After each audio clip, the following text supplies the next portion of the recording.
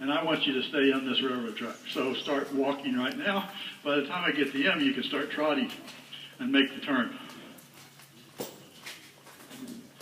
Feel like an old man walking across here. Start trotting, make the turn, and keep him on that railroad track, in between those two rails. Trot, kick, you don't bounce, kick. If he's not trotting, you can't bounce. Now, between those two, there you go. Stay in it. There you go. Use your aids to stay in it. There you go.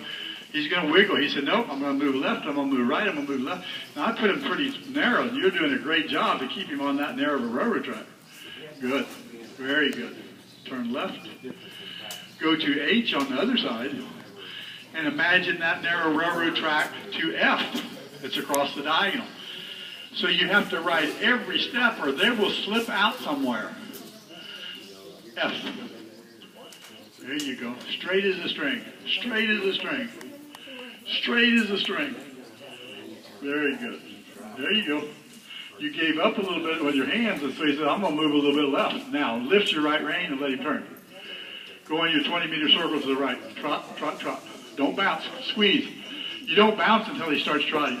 It's not a bounce. Remember, it's left hip, right hip, left hip, right hip, left hip, right hip. You squeeze them until they start it before you start your bounce. I call it the bounce, but it's really dropping hips. You have to get him in the trot before you start the movement of the hips. Good. Good. Now, think the same thing. This railroad track is essential that you stay on this railroad track on your circle, just like it was coming across the diagonal. If he moves anywhere off of this railroad track, now you rode too deep in the corner that time. Left leg V, left leg 8. Left leg V, left leg 8, 8, 8, left leg P. Lift your right rein. Lift your right rein. Press with your right leg a little bit. Pinch him with your right knee and thigh. Not your left leg, your right leg. Inside leg creates the bend. The leg on my side creates the bend. Right knee and thigh, lift your right rein. The leg on my side pinches with the right knee and thigh. Lift your right rein. Right rein, inside rein. There, keep it up. Keep it up. Good. Keep it up. Good. There. There. Good. Good. And walk. Take your little break. Let him down. Very good. Very good. So that diagonal you rode, I made that extremely hard for you. That was as good as diagonal as a person can ever ride. To keep a horse in a line that's wide, that's very good. Usually when I ride, I kind of put more pressure on you than I do myself. I make them this wide, so I have a little play for movement. But if you can ride that straight line, you've really got control of your horse's body parts. And that's what we're after. That we're going to say, can I get those body parts lined up so I can ride you anywhere I want? Same thing we're doing on the circle. Go straight down the rail. Just a free walk down. Let him down. Now get after him with your feet and make him walk.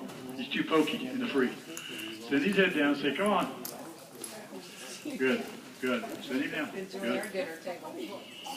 Good. Good. Keep him walking. Keep him walking. A little more energy. Let's see how much he can walk before he trots. He's got a great walk. You've got to always challenge him and you to create more.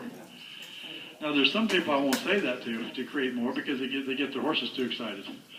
You need to say, I need to maximize your length in the stride. I don't show very often, but I can put them up on the level of, I put a horse up on these peaks. I take the chance that they're going to trot. I want to challenge them so much. I'm always thinking, oh my gosh, I'm right about to fall over the top and trot. But that's going to give me good scores. I try not to sandbag. I try to say, I'm going to get the maximum out of the horse I can. There you go. Get the max out of him. Say, there you go. There you go.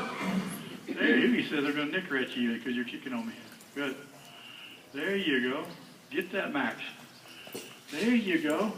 Now, what I love what you're doing is when you kicked him 4 or 5 times, it took you a while, but you weren't getting a result. So I finally heard you kick him. And when I heard you kick him, he understood it. He said, oh, and that's going to make him softer to your leg. If you don't want to beg your horse. I'm not going to nudge him. If I'm nudging him and he's giving me what I want, I'm going to leave him alone. But if I'm nudging him and he keeps sucking back or doesn't give me more than I want, I'm going to thump him in the belly. I'm going to say, why aren't you paying attention? I want to be softer than this. If we don't do that, they start getting behind our leg. We have to put more leg pressure on, more leg pressure on, more leg pressure on. And remember, what's good about him is we've quieted him down. But now he has to start go back into respecting the leg and get some forward back. Good. Turn right at K. Go across the diagonal and keep that forward energy going. Everybody's always in a hurry to lope or trot or do something. Walking is a great thing to do on free, not working. Working is, you can ruin a horse in the working walk. But free will never ruin them. Good, good.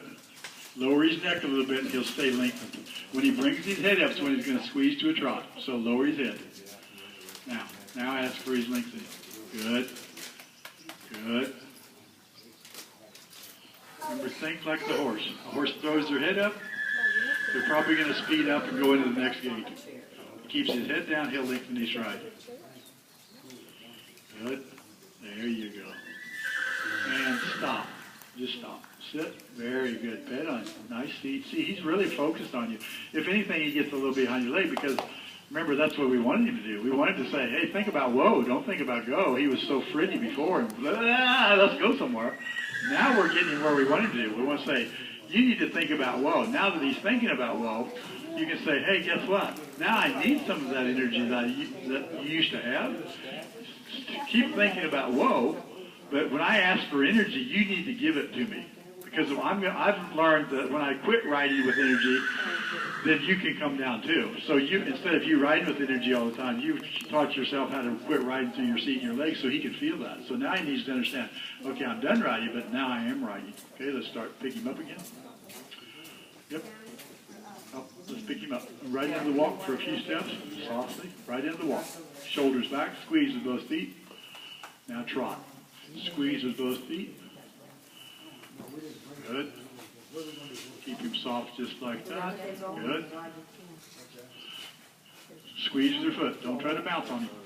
Bouncing on him will make him hollow his back. As your feet are saying, bring your back up and keep your back legs engaged.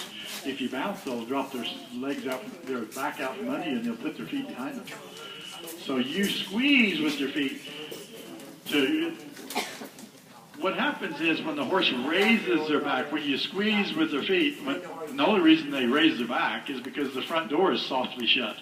So they say, well, I can't go up there, so you're telling the horse, push with your rear end. He says, well, I can't push my rear end unless I raise my back and put my back feet under me farther. That's what they call raising the back. Good. Hands down. Don't trot him up the hill. Don't use your hands to make him trot. It's your leg that makes him trot. If you bounce with your hands, you'll get in his way. Hands can be in concrete in the walk and the trot. In a steady, steady, steady, steady hand. They cannot be in concrete in the lope, but they can be in the walk and the trot. Then that says my hands are permanently in this position. I'm squeezing with my feet so your back comes up and you drop your croup and you bend your hocks so you can push yourself around. Good. Come across the diagonal, 8-7. There's a nice trot. Good. Hands are in concrete. He's trying to figure out what you want. Do you want me to go down? You just stay right in that position and keep trotting because he says, okay, I couldn't go down, so maybe I'll go to a walk. You say, nope. Good. Good. Now walk, working walk, hands up, don't let go.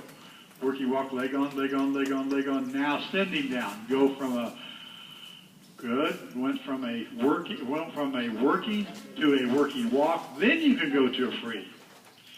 What Beth and I were talking about is what, I don't know if you were here, but we were talking about that we don't go from a working to a free unless it's at the bottom end. You always go from a working to a working until you run out of stuff to do. You go from a working lope to a working trot to a working walk. Then you can go to free walk or free trot or whatever you want to do. If you do that too much, if you don't do it that way, the horse, they're creatures of habit. They want to fall on their forehand when you do your transition down. You want to keep him engaged behind during that whole period. Now, go into your free walk, some more aggressive walk. Now we're going to do a free jog, so his neck's going to stay down. So I want you to